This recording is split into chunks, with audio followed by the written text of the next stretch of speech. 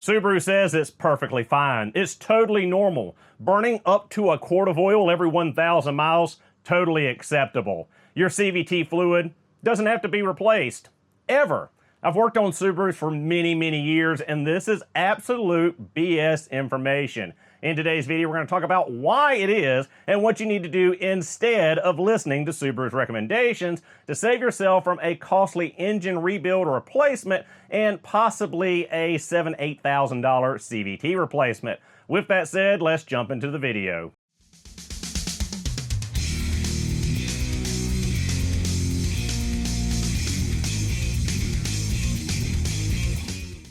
Now let's start things off with talking about engine oil. Most modern Subarus run or recommend 020 full synthetic engine oil. Now this is great for lessening friction internally in the engine and freeing up as much fuel economy as possible. Subaru switched to this 020 oil about 12 to 15 years ago, about the time the F-Series engine was introduced, and chasing those EPA CAFE standards for maximizing fuel economy. Now, they've done so at the detriment of their engines and their vehicle owners. Now, before you guys go typing the angry comments down below, all of you that absolutely despise Subaru, let me preface this by saying this is not a Subaru-only issue. This is across the board with every make and model, every manufacturer at this point. Almost everyone has switched to a 020, 016, or 08 engine oil to maximize the optimal amount of MPGs that they can squeeze out of their vehicles. I mean, Toyota has been running 016 for a while. They switched to 020 long before Subaru, and Subaru themselves actually is now chasing down and using 016 and possibly 8 in their 24 and 25 select models. So this problem is only going to get worse from here. Now, the actual issue with the oil consumption comes down to three major factors. One is the lightweight engine oil. Two is the lower tension rings in the engine, again, to free up any internal friction or lessen it as much as possible, because the less drag, the less friction on the rotating assembly, the better the power transfer is and the better the fuel economy is. The third issue is the fact that the interval for oil changes has been stretched out by most manufacturers. After switching to synthetic oil, they now recommend 6,000 plus mile intervals on oil changes. Now, this is great for the manufacturer so they can show a lower cost of ownership with less maintenance, but it's bad for the consumer as they tend to forget and stretch out those oil change intervals even further. They're more likely to consume oil just due to the larger interval in between oil changes, and the lighter weight oil and lower tension rings makes it possible for more oil to be consumed anyway. I've been working on Subarus for a long time, and I've seen plenty of Subarus with as little as 70,000 miles or less consuming engine oil at a higher rate. Now, Subaru themselves claims now that you can consume up to 1 quart of oil every 1,000 miles, and that is still quote-unquote acceptable. I do not believe that is true. It has never been true for an engine to consume or burn that large of amount of oil as to be considered normal anytime prior than the last 10 years or so. This is a new shift in the automotive sector. Again, not for Subaru alone, but Toyota, Honda, Nissan, GM, Ford, everybody has gone to this and accepting more and more oil consumption to show higher MPGs and to show a lower cost of ownership for their vehicle. It's all part of their plans. So now to touch base and draw similarities between last week's video talking about oil leak issues in Subarus and what we're talking about today, because it's all interconnected at the end of the day. Now, a lot of people were crap talking Subaru in the comments on the last video about the oil leaks, but it's not a Subaru only issue. It's literally every brand and manufacturer at this point. They all glue their engines together with RTV silicone, not just Subaru. So again, guys, when I make these videos, I'm not taking shots at Subarus. I'm just trying to inform you of potential issues. Not saying that every Subaru has these issues, but it's a potential just to make you more informed as a consumer and an automobile owner. Now, where this ties together is with these stretched out oil change intervals. We're already going past where we should be. but now we are putting in the mind of the consumer to put it on the back burner. They kind of stretch out and forget about the oil change because the intervals are getting longer. And as they get longer, they forget about it and they go past those intervals. Now, as they're going and stretching out further and further between oil changes, there is more susceptibility for sludge buildup inside the engine, for this engine oil to start sludging up timing chain components and sludging up the rotating assembly, anything that is lubricated by the oil. Also, most of these vehicles now have a gas direct injection system, and that makes it more susceptible for gasoline to get into the oil and cause oil dilution. Now, we know that gasoline is a solvent, and the longer you go between these oil changes, the more and more gasoline can potentially get into the oil and dilute that oil and ruin its lubricity that's already pretty low, as it is a lower weight oil. So that can lead to these engine failures, that can lead to premature wear inside of your engine, and it also makes the engine oil more acidic. That is a solvent. That gasoline getting into that oil makes the oil acidic, and it makes it a solvent, or the gasoline is a solvent. And what does a solvent do? It can break down and eat through that RTV silicone.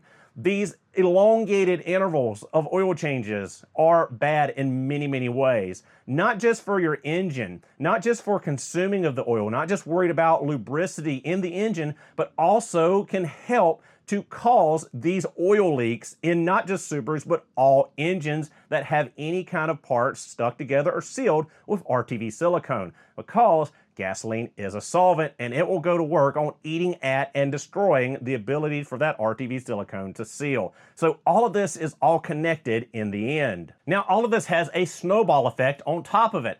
As we talked about the oil leaking past the rings and the potential for sludge buildup as we stretch out these intervals, we also worry about sludge building up on those oil control rings. Now, the oil control ring is down below the compression rings and helps prevent that oil from getting past the rings and into the combustion chamber and burning. It's supposed to scrape that oil back down the cylinder walls when the piston comes down and keep it from getting in there. But as sludge builds up on those piston rings and on the ring lands, they get stuck. They don't seal as well and they can't scrape that oil down. That oil is already thinner than it should be and makes it way easier for it to get in the combustion chamber and burn. Now, once you start burning this oil, you have more issues as well. You start to increase the amount of buildup on your spark plugs. You start to dump this oil vapor down into the catalytic converter. You start to contaminate oxygen sensors. It causes a whole host of issues. Everything is interconnected, and one problem can snowball into many. Now, as I have learned in the past, a lot of these issues can be resolved by going to a heavier weight oil. You don't have to go really crazy with it. My 2013 Crosstrek was running 0-20 when I got it. It was consuming about a quart every 5,000 miles. Now, I switched from 0-20 to 530 Subaru synthetic oil made by Idemitsu, which is the OEM for Subaru branded engine oil. I did not have any more oil consumption issues. Now, yes, I did lose some fuel economy. I did lose some MPGs. I tracked all of this manually and calculated it manually. I was averaging about 29 MPGs on 0-20, and I averaged about 27 on 530. So I lost 2 MPGs. Tank's about 14 gallons. So 28 gallons per tank I lost, or essentially a little over a gallon of gas lost per tank. Now, to lessen oil consumption issues, to lessen potential damage to the catalytic converter, and to lessen all these other potential issues, I'll gladly take the trade-off of losing the efficiency of 1 gallon per tank and not have to worry about all these issues associated with that lighter weight engine oil. Now, one last thing we can talk about with this engine oil catastrophe with the Subarus is as that oil again gets into the combustion chamber and burns, as that gasoline gets into the oil and dilutes it, as we stretch out these intervals, as we worry about sludge, all this other stuff, we are contaminating our positive crankcase ventilation, our PVC system, even more by getting more oil vapor pulled through the PCV system into the intake tract and accelerating the carbon buildup on the valves, which has been an issue on most every manufacturer that has switched to gas direct injection. We no longer have that solvent fuel spraying from port injectors on the backside of the intake valves to keep that broken down, and now we are building up more and more carbon deposits on our intake valves, causing issues with valve sealing, causing issues with misfire concerns, and a whole host of other issues. So again, by getting to a thicker oil, we will lessen our burning of oil. We will lessen our issues with our Subaru's engine as a whole at the trade-off of a little bit of fuel economy. Now, you don't have to switch to all 530 from 020. You can do a blend. You can add 3 quarts of 530 and 2 of 020, or what combination you feel comfortable with, or you can experiment with it to see optimally what gives you the best MPGs without consuming engine oil. But that is one major problem with the modern Subaru, is this lighter weight oil. Saying that consumption is just part of it is absolutely normal when it's never been normal and never will be normal. So again, a quick, easy solution to this and staving off a lot of potential issues with your Subaru is just running a slightly heavier weight synthetic engine oil in your modern Subaru. Now, shifting gears, figuratively, because we can't literally shift gears in a CVT, Subaru still to this day claims that their CVT fluid under normal operational conditions is a lifetime fluid that never needs to be replaced or renewed. And that is absolutely BS. I've said it time and time again, but we're going to keep on griping on it to educate Subaru owners and hopefully get Subaru of America to change their recommendations. But I'm not holding out a lot of hope at this point. There have been many premature CVT failures that are directly in correlation to the fact that they were never serviced and never had their transmission fluid replaced. Now, in a CVT, there are 3 main functions of the CVT fluid. That fluid is there to lubricate the internal components of the transmission. It is there to give hydraulic pressure to the variators that clamp the chain and other hydraulic circuits inside the transmission, and it mitigates heat buildup inside that transmission by getting the heat from the friction inside the transmission, taking it to the cooler and exchanging it, keeping heat at bay in the transmission. That's your 3 main components. Now, any fluid that is in your vehicle for any amount of time, after heat cycles, will break down. Just think about it. You wouldn't go 100,000 miles without replacing your engine oil and filter. Why in the world would you go 100,000 miles without replacing the fluid in your transmission, the lifeblood of your transmission? There's just no logical reason for not replacing that fluid. This whole lifetime fluid thing came about 20, 30 years ago with some of the luxury brands, with BMW, Mercedes, mainly the German brands. And we learned very early on that that was BS, bad information, that fluids will always have to be replaced. They said they were a lifetime fluid because they were only good for the lifetime of that component. Any fluid that is not replaced is a lifetime fluid. It will last the life of the component until it dies, and it did last, in fact, the lifetime. Engine oil can be a lifetime fluid if you never replace it. It lasts the lifetime of that engine right up until the point where it seizes up like a rock. The same is true for your CVT.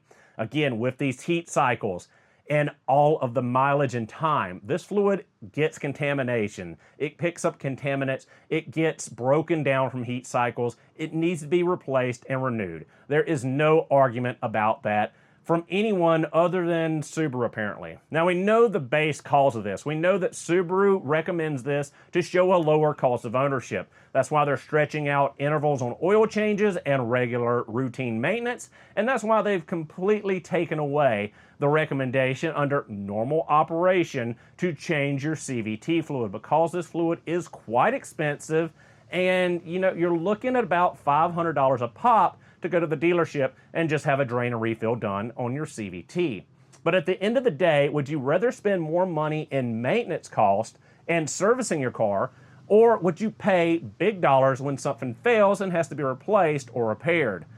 I will gladly pay the money to keep my vehicle out of the repair shop or out of me having to go in and replace a major high dollar component. Case in point, my Duramax dually has about 190,000 miles on it right now. I change my fuel filter and engine oil and oil filter every 5,000 miles. People think that is ludicrous. a Duramax diesel holds about 2.5 gallons of oil. It's an expensive oil change, but I would rather replace early and frequently and not have to worry about any issues with my engine, and replace that fuel filter early, every 5,000 miles, and not have to worry about my expensive fuel system. There's been lots of failures, not just on Duramax, but on Power Stroke and Cummins for their fuel systems. Most of you that know about this, sorry to get off track, but this is just an example. There were all of the failures of the CP4 high pressure injection pump. And a lot of it came down to the fact that people were not servicing their fuel system. They weren't replacing their fuel filter at the correct interval, and contaminants were building up and wiping out that fuel pump. Now, at the end of the day, the fuel pumps kind of had an inherent flaw in them anyway, but again, I have over-maintained, over-serviced my fuel system, engine oil, etc., and I'm now at 190,000 miles with no issues. Another case in point, my new C8 Corvette, the dual clutch transmission filter is recommended to be changed at 7,500 miles from GM initially. And then I believe it's 10,000 miles and 30,000 miles for the in-transmission pan filter. Well, I'm going to change my DCT filter every 5,000 miles along with my engine oil. Why? Because I would rather service it too much and too frequently and stave off failures than have to worry about replacing an $8,500 dual clutch 8-speed transmission in my Corvette. I'd rather spend $100 on a DCT filter every 5,000 miles than worry about an $9,000 transmission failure. It's just simple math. Now, I've made a video of this in the past talking about repair cost versus maintenance cost, and at the end of the day, you always save way more money by over-maintaining your vehicle than letting it fail and need to be repaired or something replaced. So at the end of the day, Subaru should have recommended changing to 530 oil when consumption was noted in higher mileage Subarus, and they definitely should have put some kind of service interval in the official maintenance guide for CVT Fluid. But they didn't, because they don't seem to care about anything other than showing a lower cost of ownership and passing the buck on to customers when it comes time for repair. Now again, before you start coming down on Subaru, it's not a Subaru only issue. It's every auto manufacturer today. You can point this at Toyota, Honda, you can point it at Nissan, GM, Ford, Dodge, you can point it at any of them and they're guilty just the same. It's not Subaru only. Every single auto manufacturer has these issues, has these common failure points, has some kind of Achilles heel. It's not Subaru only. So bullet points what you should take away from this. If you notice consumption of oil in your Subaru, you should switch up to a heavier weight oil. You should check your oil frequently. A good rule of thumb is every fuel fill up to check your engine oil. It doesn't take much time to go and check that oil level while you're pumping gas. Also, don't forget to change up and lessen those oil change intervals. 5,000 miles would be optimal in today's time for oil quality and oil filtration technology. 5,000 miles is perfectly fine and not too short. And don't forget to change or drain and refill your CVT fluid every 3 years, 36,000 miles or thereabout. And remember, there's no such thing as a lifetime fluid when it's talking about an automobile, a truck, a locomotive, a semi, or anything mechanical. Now, apparently Subaru's not going to warn you before it's too late, but don't worry, because that's what I'm here for, to warn and educate you Subaru owners or potential Subaru owners. Now, I would like to hear your stories in the comment section below. If you've had issues with oil consumption in your Subaru, if you've had issues with your CVT or failures of your CVT, let me know your stories down below, what you did to correct it, if you were able to correct it or repair it, or if you just traded it off and moved on to something else. Let me know down below. Thank you guys so much for watching. Hope you enjoyed the video. Don't forget to like, comment, and subscribe for future Subaru and tool content. I'll see you guys in the next one.